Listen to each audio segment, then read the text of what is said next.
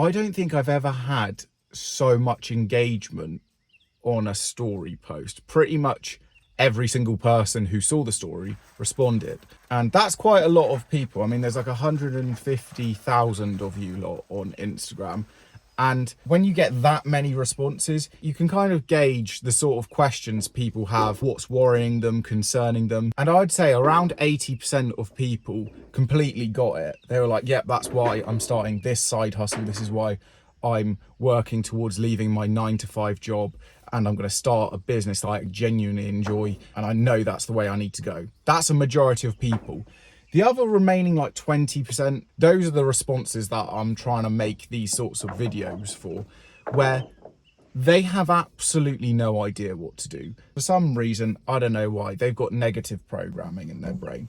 I was a loser when I was younger, completely. And then I made the decision at a young age that I saw that I did not want to go down the route of a lot of people. I mean, I mentioned my A-levels in a previous video. That one decision of redoing my exams, that separated me from the herd by 50 miles. I mean, if I compare myself to a load of people who were in my year and where they are now, where I am, it's night and day. And you could be going, yeah, but I'm sure they're happy. The messages that I get from them tend to be different. It's almost like asking for help. I believe it was Fidelity who did a study on just over 1 billion people in full-time employment, and 85% of them looked at their day job only for money. There was no other aspect to their job but money. Okay, and then you get people who go, oh, money doesn't buy you happiness. It's not everything, Chris. No, come to the pub. Come to the pub.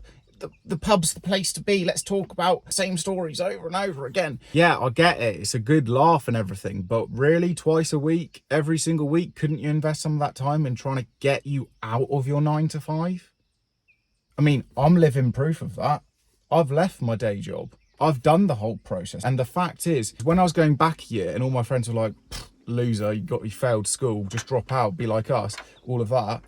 I was like, no, because if I can do this, I can get onto an apprenticeship scheme. If I can just get one grade that's somewhat good, it'll impress people and show them that I've got discipline, I've got work ethic, I've got some level of intelligence. Now, academic intelligence is really a trick because you just memorize a load of stuff, do it for the exam, then forget about it, as you guys have definitely seen with my maths ability now. Just look at this maths really quickly, right? I was 18, got onto an apprenticeship scheme. I was on 20-ish thousand pounds plus bonus, plus you get a load of other stuff when you have like a corporate job. They then pay for my entire education, which was the easiest course I've ever done. And I still failed every single one of those exams first time, okay? So this is what I'm talking about. I think they were called like an IOC exam.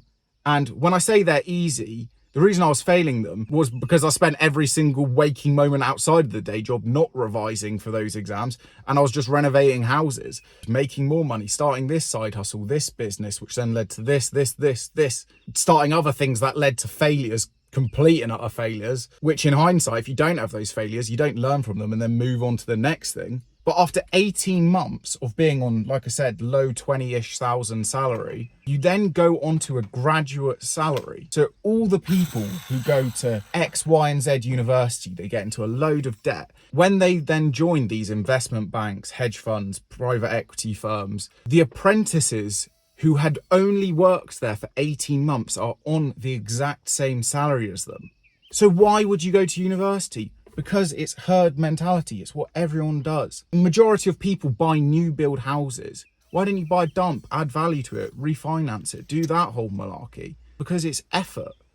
It's different. Me moving to London on my own, being in a studio flat in Tower Hamlets, is lonely compared to university, which, trust, looks like a great laugh. I get it. In hindsight now, I've got money and I can go and do whatever I want to do. Was fresh as wheat, going out, drinking a load with your friends, all of that stuff. Is that better than me chartering a yacht in Ibiza? I don't know. I think I'll win on that front a little bit. Although I won't be chartering a yacht because they're extremely expensive. I also tried to charter a jet the other day and I was expecting it to be like, I'll just be honest with you, I thought it was going to be $6,000 for this flight. That's what I thought it was. So I called up the company, then they were like, how many of you are there going? And I was like, it's 14 of my friends. We're flying on, it's like a 3.5 hour flight. And they were like, yeah, cool, we got a Falcon 7X. And I was like, Gee, my life's changed a little bit. Gone from Ryanair to Falcon 7Xs. Then I got the price, okay? £280,000. Who is paying that? And then I got chatting to the person there, tried haggling, didn't work very well with private jet charters. Basically just started laughing at me and she was like, I've never had someone really haggle. And yeah, I understand when you hear this, it sounds a bit insane, but got to be delusional in this world. Being delusional and having some vision and all of that good stuff, that's got me to here. So I'm going to carry on that path and see how far it gets me. But I spoke to her and I was like, well, what is the most expensive private jet that you've booked? And she was like, well, just the other day someone paid 600 grand for a flight from London to New York and it was on some ridiculous jet. If it was a smaller amount of money and it's like the experience of it, that's pretty cool. But on that level, that's not gonna happen ever. I don't think I ever could, because the flight on Ryanair is 150 quid or £250,000, which is better. However, buying an 812 Superfast, that is worth the money. Although my insurance quotes for an 812 was 35,000 and for a Lamborghini Huracan rear-wheel drive was 20,000.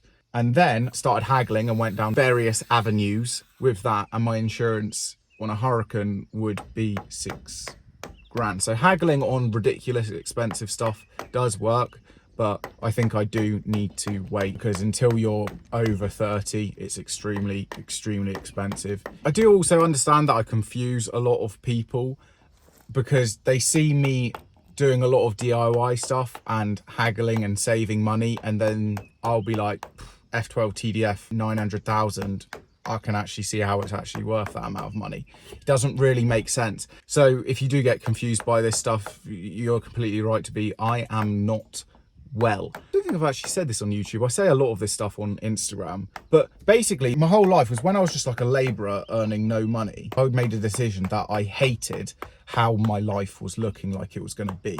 I'll get a huge amount of questions being like, Chris, I want to do this, I want to do that, how do you do this?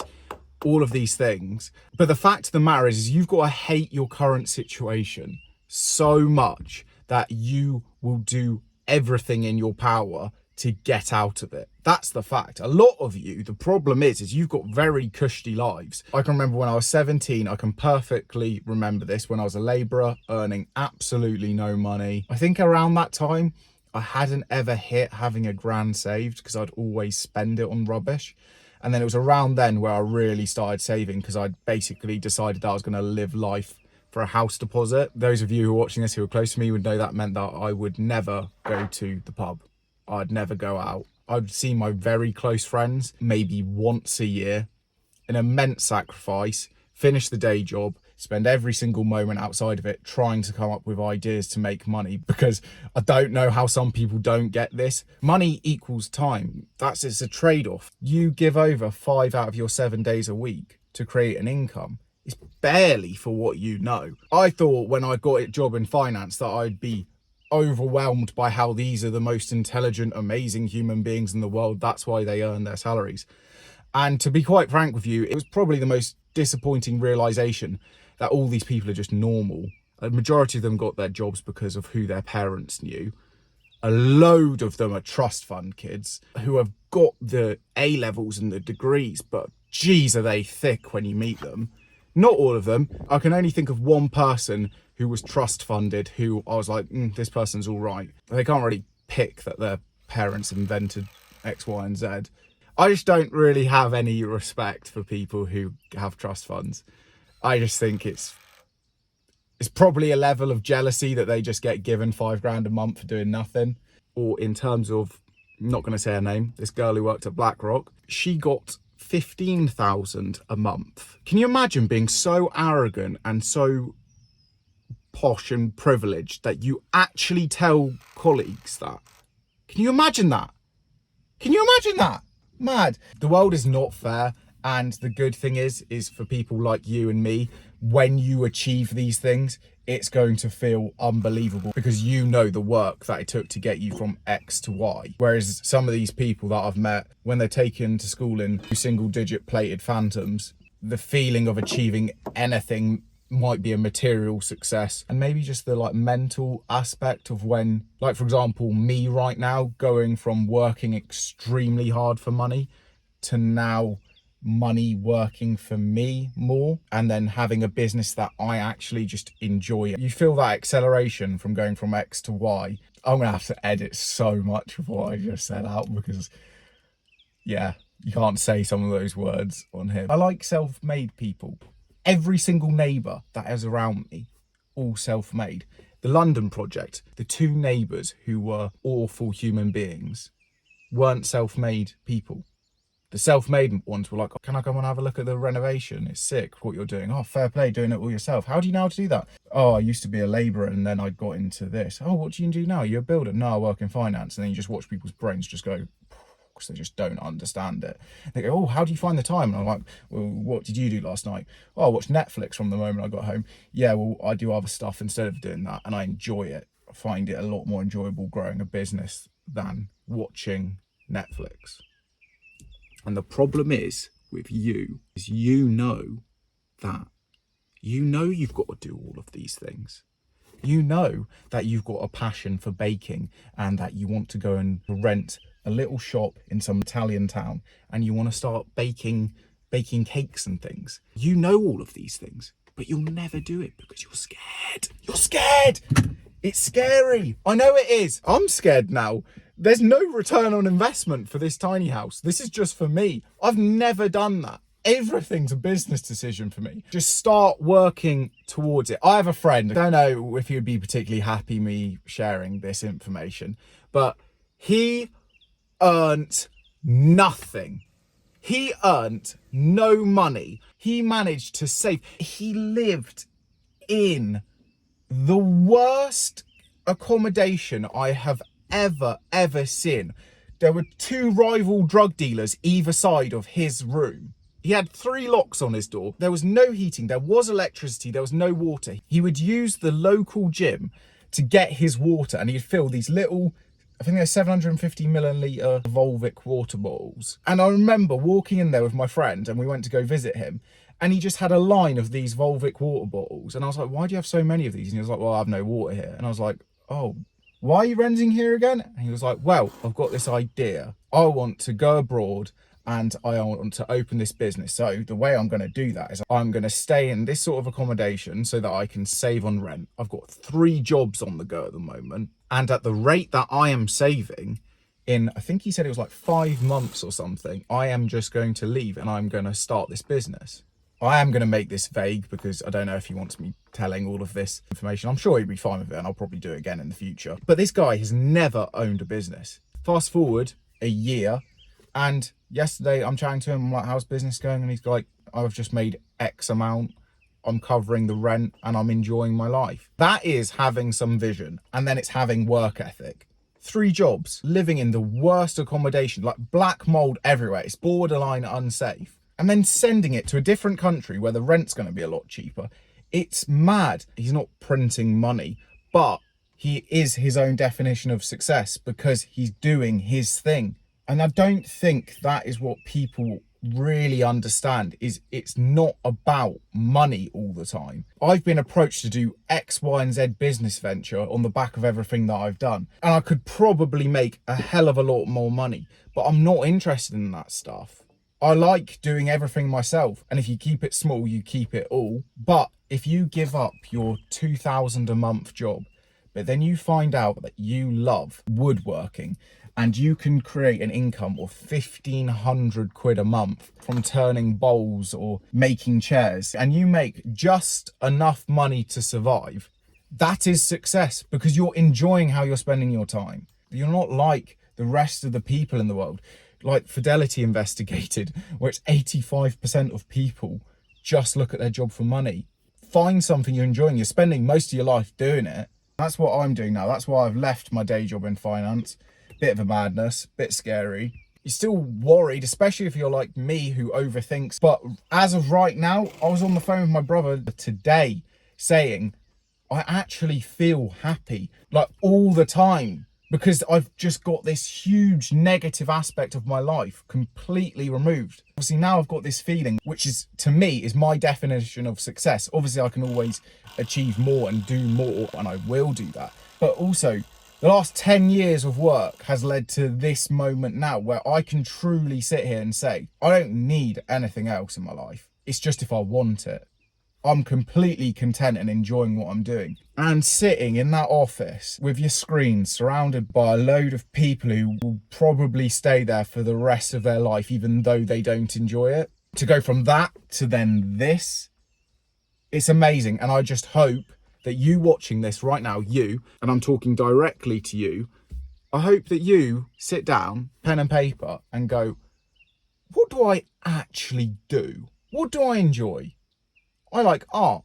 How can I derive an income from art? Oh, I don't have the time. Oh, well, how do you think I did it?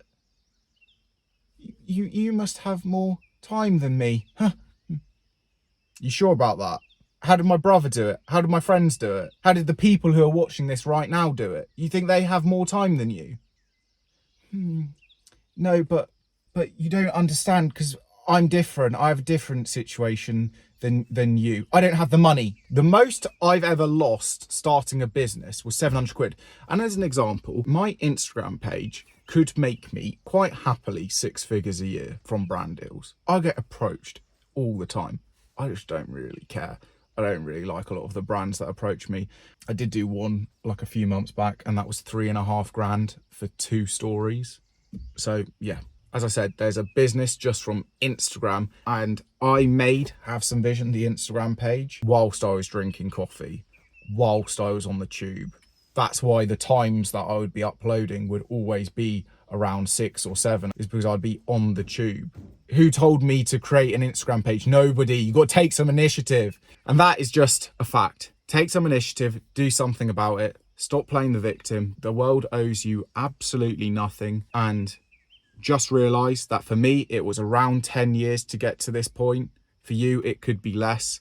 But the feeling when you achieve something of your definition of success, it's the best feeling in the world. And I want you to feel that. So if you've got any questions, comment them below. Sometimes, quite often, people don't like commenting because then other people can see their comments. Just message me on Instagram and I'll try and intertwine those comments and thoughts into videos, because you lot seem to really like it where I'm talking about something, some life experience, some thought, idea, whatever, over the top of these videos. So I'll continue to do that. Have some vision. It's all up to you. And future video, just to let some of you know who've watched all the way to here, the title is Labourer to Lambo Owner. I just can't seem to get the insurance down. That's the only issues I'm having. But how mad would that be, just pulling up to like Selco or Travis Perkins and I've got a roof rack and I'm getting a load of 4x2 on top of a Lambo?